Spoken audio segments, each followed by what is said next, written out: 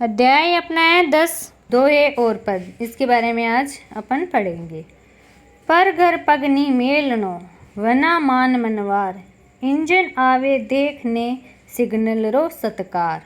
तो यहाँ पे अपने को यानी कठिन शब्दार्थ के अंदर अपन लिखेंगे पर घर यानी दूसरा घर, पग यानी पैर, नी मेलनो, मेलनो यानी धरना या रखना, वना यानी बिना, मान मनवार यानी बिना मान मनवार के, इंजन आवे यानी आना, देख के यानी देखना। तो इसके अंदर अपन है ना लिखेंगे कि ये ना बावजी चतुर्थ सिंह के इस पद के माध्यम से ये संदेश दिया है कि बिना आदर या सत्कार पाए या बिना बुलावे के किसी के घर नहीं जाना चाहिए। ऐसा करने से व्यक्ति का क्या है, सम्मान करता है। जैसे कि रेलगाड़ी का इंजन क्या है, सिग्नल का सम्मान करके ही आगे बढ़ता है, उसी प्रकार हमें भी सम्मानपूर्वक ही दूसरों के घर जाना चाहिए, तभी हमारा आदर और सत्कार होगा। रेंट फरे चरख्यो फरे पण फरवा में फेर, वो तो वाड़ हरियो करे यूं छूता रो ढेर। तो यहाँ पे ना मतलब ये बोला गया है कि रेहट और चरखी दोनों क्या है, घूमते तो है लेकिन उनके काम क्या है, अलग अलग होते हैं। रेट क्या है कि घूमने से क्या है, पानी निकलता है। ये कुएं के ऊपर है ना रस्सी से बंधा हुआ होता है, उससे ना पानी निकाला जाता है, उसको बोलते हैं रेट, जिससे खेतों तक पानी पहुंचकर वे हरे भरे हो जाते हैं। दूसरी ओर क्या है, चरखी के घूमने से गन्ने के छिलके इकट्ठे होते हैं। तो दूसरी तरफ क्या है, अपन है ना गन्ने का अगर जूस निकालते हैं तो उसके अंदर क्या है, उसको चरखी को घुमाएंगे तो उससे क्या है, गन्ने के क्या हो जाएंगे, छिलके इकट्ठे हो जाएंगे। ये उदाहरण बताता है कि किसी काम की असली उपयोगिता और महत्व उसके परिणाम से तय होता है। मतलब अगर अपन कोई भी काम करेंगे तो उसका है ना मतलब असली उसकी उपयोगिता है ना, उसका जो अपन परिणाम देंगे ना, उसी से क्या है निकलेगा।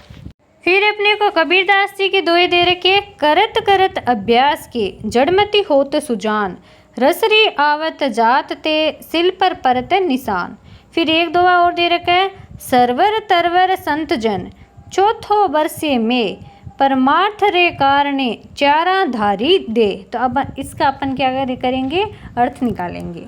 तो इसमें कबीरदास जी ना पहले दोहे में बोलते हैं कि जिस प्रकार कुएं की जगत के पत्थर पर बार बार रस्सी के आने जाने की रगड़ से निशान बन जाते हैं, उसी प्रकार लगातार अभ्यास से मूर्ख या अल्प बुद्धि व्यक्ति भी बुद्धिमान या सुजान बन सकता है। दूसरे दोहे में क्या कबीरदास जी बोलते हैं कि सरोवर यानी तालाब, वृक्ष, साधु संत और बरसता हुआ बादल, ये चारों परोपकार के लिए ही उत्पन्न होते हैं। जैसे सरोवर के जल से दूसरों की प्यास बुझती है, वृक्ष से छाया मिलती है, फल फूल लकड़ी आदि मिलते हैं, वैसे ही संतों के ज्ञानोपदेश से जीवन का कल्याण होता है। और मेह बरसने यानी बरसात से खेती बाड़ी में हरियाली आती है, जिसके कारण क्या है, अन्न की प्राप्ति होती है। तो ये क्या है, कबीरदास जी बता रहे हैं। फिर अपने को अगले पैराग्राफ में दादू दयाल जी के दोहे दे रखे है। फर्स्ट अपने को दे रखा है, मान सरोवर माए जल प्यासा पीवे आए, दादू दोस्त ने दीजिए घर घर कहण न जाए। एक दूसरा दे रखा है, दादू दिया है भला दिया करो सब कोई, घर में धरा न पाइए जो कर दिया न होए।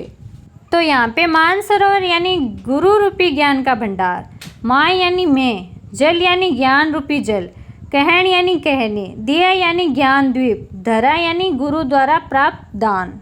तो पहले दोहे के अंदर दादू दयाल जी बोलते हैं, दादू कवि पहले दोहे में कहते हैं कि ये ज्ञान रूपी मान सरोवर में जल रूपी ज्ञान का भंडार भरा पड़ा है। इस ज्ञान रूपी भंडार को पीने के लिए यानी ज्ञान प्राप्त करने के लिए अर्थात ज्ञान रूपी प्यास बुझाने के लिए कोई योग्य शिष्य से गुरु के पास आएगा, क्योंकि गुरु के पास जाकर ही ज्ञान की प्राप्ति हो सकती है। गुरु घर घर जाकर ज्ञान नहीं बांट सकता। दादू कवि कहते हैं कि इसके लिए गुरु को दोष नहीं देना चाहिए।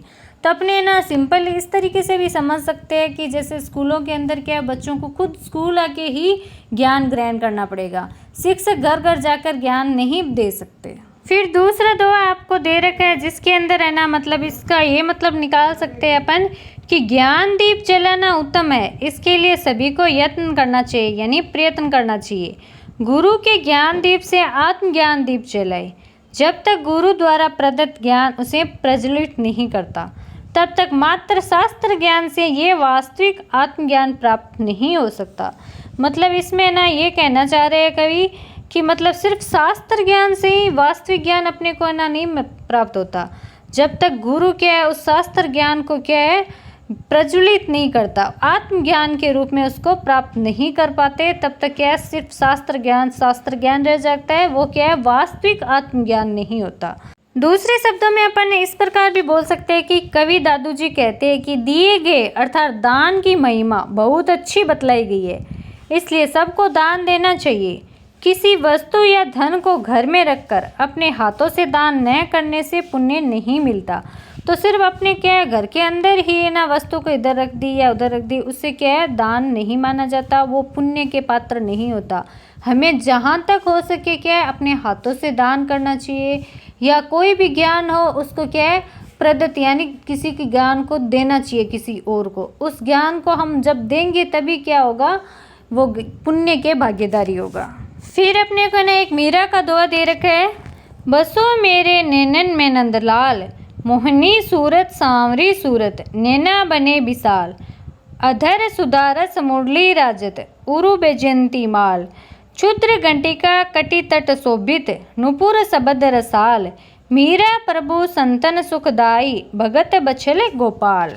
तो अपने को ना इसके अंदर कठिन शब्दार्थ दे रखे, जैसे नैनन को नेत्रों में, नंदलाल यानी श्री कृष्ण, मोहनी यानी मन को मोहने वाली, सांवरी यानी सांवली, विशाल यानी बड़ी बड़ी, अधर यानी होठ, सुधा यानी अमृत, सुखदाई यानी सुख देने वाले, भगत बछाल यानी भक्तों को स्नेह करने वाली। तो इसके अंदर मीरा जी श्री कृष्ण को नंदलाल कहकर संबोधित करते हुए उनसे अपनी आंखों में बस जाने की अभिलाषा व्यक्त कर रही है। मीरा कृष्ण के मनमोहक रूप की प्रशंसा करते कहती है कि उनके सांवले रंग की सूरत यानी छवि, मन को मोहने वाला सुंदर शरीर है, जो उनकी आंखें बड़ी बड़ी है, श्री कृष्ण के अधरों पर अमृत रस बरसने वाला मुरली सुशोभित हो रही है और हृदय पर वैजयंती की माला सज रही है। श्री कृष्ण की कमर पर छोटी छोटी घंटियों वाली कर घनी शोभायमान है। उनके पैरों में घुंघरू बंधे हैं जो अत्यंत मधुर ध्वनि करते हैं। मीरा कहती है कि उनके प्रभु श्री कृष्ण संतों को सुख देने वाले हैं और भक्तों के लिए शरणागत वत्सल है। तो ये थे अपने इस चैप्टर के दोहे, और इसके ना अभ्यास प्रश्न करेंगे अपन अगले पार्ट में।